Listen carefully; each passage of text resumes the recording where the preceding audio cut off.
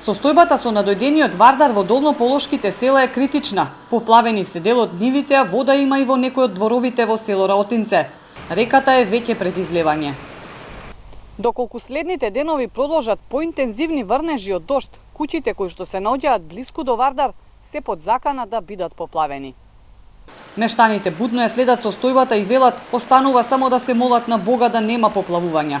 Отиво надлежните не веруваат. Постојано апелираат да се води грижа за речното корито, кој не се чисти и одржува редовно. Како сум слушнал, 22 метра коритото треба да има ширина. Но некој метар има 7 метра. И кај ќе оди Вардарот? Што значи, луѓите се најкабаe за тоа. Ljudскиот фактор. Коритото на Вардар не е прочистено доста време. Никој не презема мерки. Така да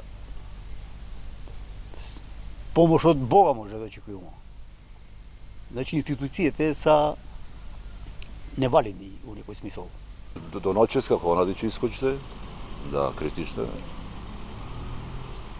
Овде пама наголе може и да искочи негде по ниведе, да се излија и да иде полако. Село што е покрај вода нема шанса да нема опасност, мора да има, ама Господ со нас, зашто два пати, колку што знаем, ја од кај сум мажена, пошто ја сум по потекло гостиварчанка, два пати имаме влезено вода.